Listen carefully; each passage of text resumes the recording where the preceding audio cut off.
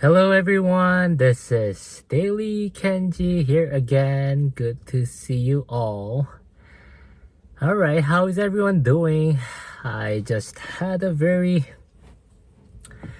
tiring, long day today at work. Yeah, I got back home around probably 7:30 in the evening, and I actually got off work around 5 or 5:30, around 5:30, right?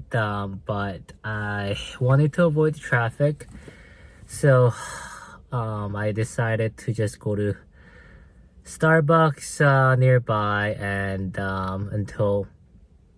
wait until the traffic cleared up. Yeah, so I just went to Starbucks and yeah, finished my work there for it took me about another maybe like an hour or so, and then yeah, I drove back home, and surprisingly even around like 7 o'clock there was still some traffic there. I just really hate LA traffic, it's just so bad. And yeah, so today, I guess right now I feel a little bit tired, but I mean, I can't wait till I share another story, right? Hopefully this one, you guys will still like it. So yeah, in this video, I'm going to talk about how this crush during college years, yeah, this girl I had crush on had actually ended up having a crush on my college roommate, that good looking college roommate I had, right? So I talked about this guy in my another video, and I promised that I'll share another story that that I had, or another episode that happened. So yeah, hope you guys like it. So what happened is that, yeah, during the college years, me, my roommate, and this girl, let's call her, let's see, what should we call her? Let's call her Jenny, right? Jenny, we all went to the same church, right? And at the time, I was actually a praise team leader, believe it or not. And yeah, I pretty much knew everyone at the church. And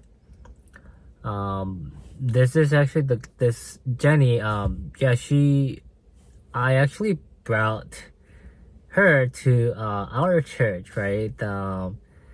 Because she was looking for a church to go to, and I was like, oh, why don't you come over to our church, right? If you're still looking for church. And also my college roommate, I think actually it was my college roommate that invited me over to the church. So yeah, we all three of us ended up going to the same church, and it started to expand pretty quickly, college group, college ministry. Yeah, I started to expand pretty quickly, and we had about 50 or 60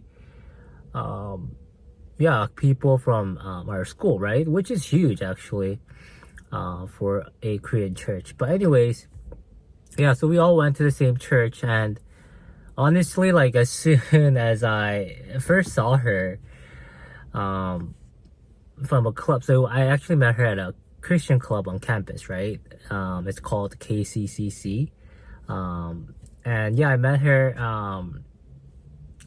there, and as soon as I saw her, I instantly thought she was pretty cute, right? Yeah, she was just typical, I guess, Korean Asian girl. You might say Christian girl, but yeah, she was really nice, right? She was really nice, and she was petite, and yeah, she had big eyes. I don't know how to describe it, but she was very cute, right? So yeah, I met her at KCCC, and instantly I thought she was pretty cute. But I mean, every time it's interesting because every time I see someone that's cute, right? That I feel attracted to, I immediately think that she's out of my league, right? Maybe it's my insecurity, but I don't know. I feel like these girls I feel attracted to, they're pretty like, I don't know. I think they're way out of my league, right? So even if like I felt like definitely attracted to her, I felt like she was out of my league. So I didn't really dare to like pursue a relationship with her like romantically, right? And I think also at the time she was kind of like going on a date, or I think she had a thing like with another guy from the same clubs, right? So like I didn't really want to get in the way or disrupt the flow, or I didn't want to create drama. And like lastly, and for most for the biggest reason, I didn't really want to make a full out of myself, right? So yeah, I mean, like we would hang out, go to like me and Jenny and a group of other friends, you know, from the club or from church. We usually would hang out together, right? It was never like one-on-one, right?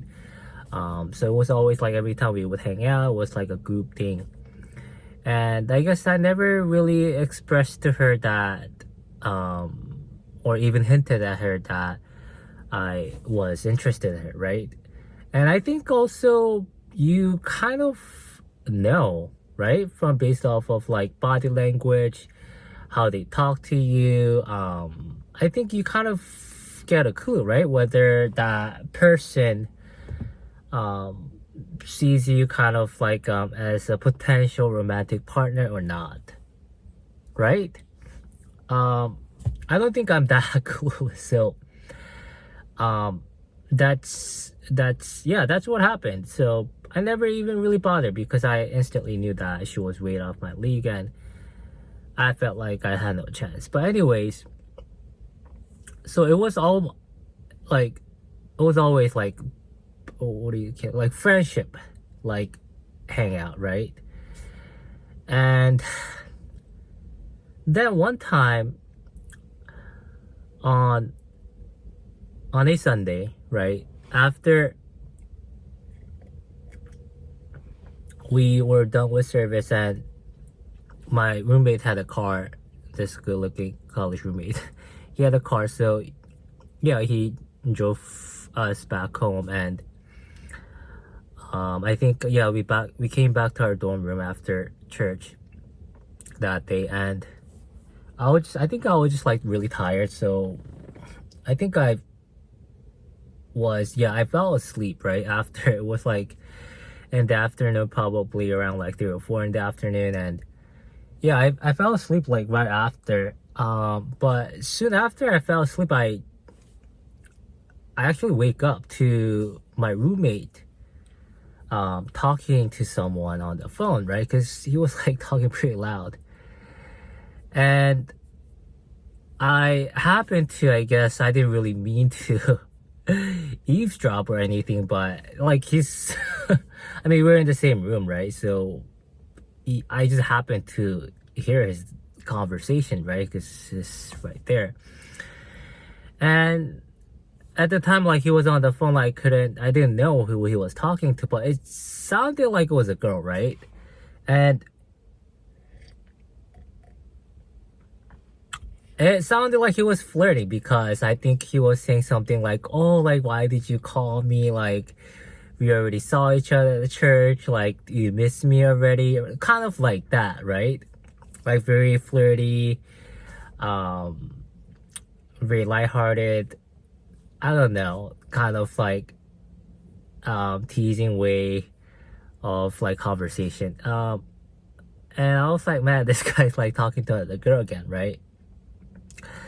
So I mean, it wasn't something like unexpected or anything. So yeah, I just it's just another day. Like he talks to a girl, and then yeah, like he seemed pretty happy, and like I think I could hear like a girl's voice over the phone, and it sounded like she was happy. And again, like I didn't know it was Jenny. And then I think they talked about like maybe for like half an hour or like 45 minutes. That's a long conversation, I feel like. But anyways, yeah, they talk for like for that long, and then they hang up, and I was like, oh, like who was that, right? I got really curious, like who is this girl again, right? And then he was like, it's Jenny. I'm like, Jenny, right? And I was like kind of taken aback, right? Jenny, like my crush. So I was like, damn, like in my mind I was thinking, damn, like man, I think I immediately felt uncomfortable, right? That when I found out it was Jenny. And immediately I guess I started to feel a little bitter and resentful. And not necessarily at my roommate, but I think more maybe towards her or towards myself, right? And immediately like I don't know, like I felt this sense of like inadequacy, right? Like I think I've had like a crush on her like for a long time, I think. At least for like several months, right? And I think the first thought that came up for me was like, oh, why couldn't it have been me, right? And I think another thought that followed it was like, why, like how is it like, hey, like I feel it feels so unfair, like how easy it seems for my roommate, and like how my crush just like pretty much, it's like it seemed like she was making a move on him, right? And it didn't really seem like he didn't really have to do anything. And yeah, like she was the one that actually called him, not him, right? So he was actually just merely responding, I guess, to her advance. And I mean, I'm pretty sure he didn't hate it, right? I don't think he was that interested in her, but certainly like he didn't seem to hate it, at least, right? I mean, like a girl's just making a move on you, like a cute girl is making a move on you, like why would you hate it? Why would you not want it, right? And pretty much it seemed like she like made it so easy for him to kind of I guess realize that she is interested in him, right? So yeah, I mean, and then after that, like I found out that yeah, it was Jenny that called him, and she was pretty much trying to flirt with him, and I guess trying to see where the things go. And yeah, like I said, I started to become really bitter and resentful, and I think I kind of like after that, every time I hung out with her or I saw her at church or from campus on campus, I think I start to feel this sense of maybe again like maybe like bitterness, or I just don't know, like is that hate, or I think resentment is probably the most appropriate right word to describe that feeling, right? And it's looking back, I think I don't know, I think it's not, it doesn't seem right for me to, I guess, hate on her or feel resentful for towards her just because she, you know, made a move on my roommate, right? I mean, that my roommate was the one that she was attracted to, not me. So like, why? Just like how I was attracted to her, right? Over maybe like other girls from church. I mean, it just pure attraction. And like, why should I hate or feel resentful towards her for her having her own feelings, right? I think it's just such a stretch. But anyways, but at the time, though, I think I just couldn't help myself, right? But to feel that like this resentment towards her. Like, I think what I was thinking was that, man, like, she's so shallow. Why does she gotta like be like that? Why does she I mean, like, she calls herself like Christian girl or a Christian with like, I don't know, deep faith, and but she's just like the same, like just like everyone else. You know, she's attracted to someone who's good looking, right? Like, after all, like, physical attractiveness is what triumphs over everything else, right? um and I guess like that feeling, it's probably a way of coping, right? Because I think what happens is that that feeling I had, right? It's a feeling of being like rejection, right? Feeling of undesired, unwanted, right? And often I think what happens is that that feeling of like unwanted, undesired is so strong and overwhelming and overpowering, right? And just so unbearable for a lot of people. We resort to blaming the other person, right? And I think we come up with our own version of explanation of like how the other person is so shallow for not wanting us, right? How they're so superficial, and yeah, we tend to shift that blame on the other person. But after all, like, is it really the other person's fault for not wanting us, right? And yeah, I mean, like, I'm just, after all, I think, like, looking back, I think I'm just like her, right? Because I got interested in her because what?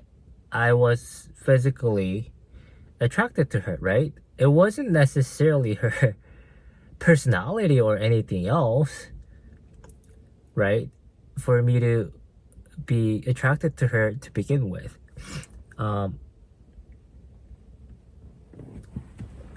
so, yeah. But then again, yeah, at the time, I think I was just, that feeling of like not being wanted, it's too much, right? And think about how I've had to deal with so many rejections in the past, right? And you know, these rejections, I guess, sometimes it's not so, I guess, it's not a clear rejection, but like, even before you make a move, like, the other person kind of throws it out there, like, kind of rejects you even before you make a move, if that makes sense, right? Sometimes it could be as innocuous as like making a really subtle, maybe like disinterested facial expression on their face, right? Like that micro expression on their face, right? And I think maybe because I tend to be pretty anxious and highly sensitive, I tend to catch that a little subtle micro expression quite often. And I think I'm pretty what is that word, like, very aware, very keen on like catching those micro expressions. But anyways, so that's yeah, like, when you have to deal with so many rejections in the past and that becomes a theme of your life, I think it's just almost hard, like, it's very difficult for you to kind of, I think, beyond that raw feeling of like resentment and bitterness after you get rejected, right? That's like your automatic pathway or brain pathway that your brain is gonna like jump to, right? So that's what happened with her. And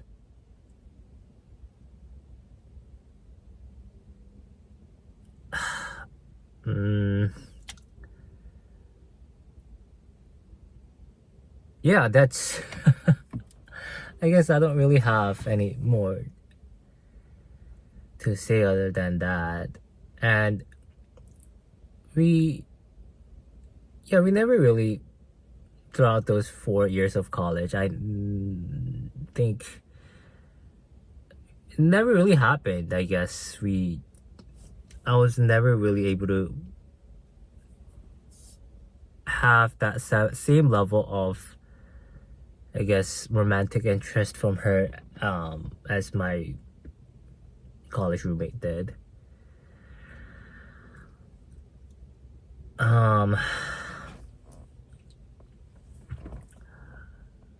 So yeah, that's what happened. I don't know. I guess I don't know how to close this story, but I think I can close with this. On a positive note, or I think one thing I learned after so many rejections in my life, it's like rejection. Maybe like for some people they say that like it doesn't, like after rejection after rejection, they say how you get used to it. But for me at least, I never really got used to rejection, right? It always kind of stings, right? After you get, every time you get rejected. But one realization I had is that the only thing you can control is your own actions, right? After all, you're not going to be able to change how the other person responds to your events, right? But at least you can try to change how you respond or react to a situation, or whether or not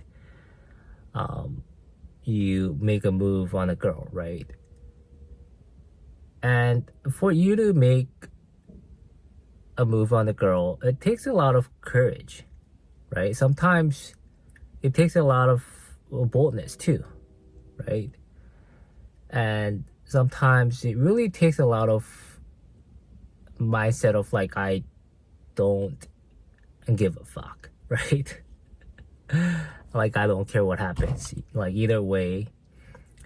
But then again, like it really, it sucks. Like every time you get rejected, it really stings still. But after all, like what can you do though, right? At least like when you make a move on a girl and you still get rejected, at least like you don't have that regret of like how you couldn't muster up the courage for making a move, right? So at least you wouldn't have that kind of regret. The only regret you might have is like, oh, why did I even try? She was gonna say no.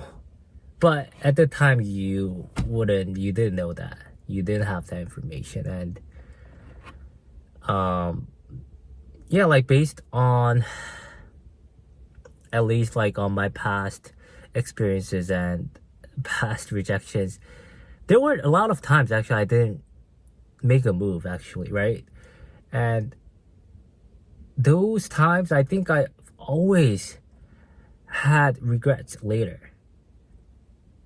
And those are not good feelings when you don't make a move, because those kind of regrets, they linger on and on, right? And that regrets, like those regrets, they continue, and they kind of like follow you, right? So it's just not a pleasant feeling for you to continue, or for you to not make a move, and then you end up with regrets for not trying. But that's what happened, or that's what I think, or at least like for now, that's what I try to tell myself. But then I know at least for me, it's very hard. It's very, very hard, because it gets old. You know, these rejections, like when it becomes like a huge part of your life, it really weighs down on you. Like it's not easy. It becomes like integral part of you when you get rejected over and over, and people tell you like, oh, we can, like, you have to just like have a positive mindset. And yes, I get their intention, but it's hard. But I guess I get it. Like, I get where they're coming from. So I think what I'm trying to say is that it's very important to kind of have that balanced view, right? It's okay for you to feel shitty. I think it's okay to feel that bitterness and resentment towards maybe yourself, or towards a girl, or towards the world. It's okay, because I think in a way it's how our brain is wired, right? To feel that way when we face a failure. But then for you to kind of just continuously and perpetually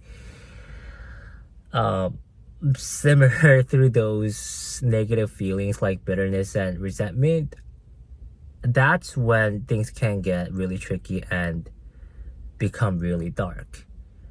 And I think that's a place you want to avoid, right? But initially, when you feel bitter or resentful, it's okay. Like, I think everyone to some degree do feel that way when they face a rejection or some kind of failure, right? But then after you kind of pass over that stage of initial feelings of like negative feelings, I think once that phase is over, I think it's important for you to kind of try to look at it from a more balanced point of view, right? So again, like I said earlier, like, I think you can start to ask yourself, like, what did I do wrong, but also what did I do right? For example, whenever I get rejected from a girl, I can ask myself, the one thing that I did right is that I approached the girl and I let them know my intentions, right? Even if I failed. But at least I mustered up the courage to ask the girl out, and I made my intentions clear, and I made a move on them, right? So I focused on my own actions instead of focusing on the outcome. And you may say it's coping, and you may say it's like, I don't know, but I think at the end of the day, that's all we can do. What else can you do though, right? I hope that makes sense.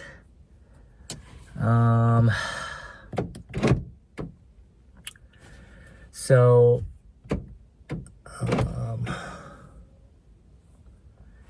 yeah, so thank you so much for watching my video again, and I will see you in my next video.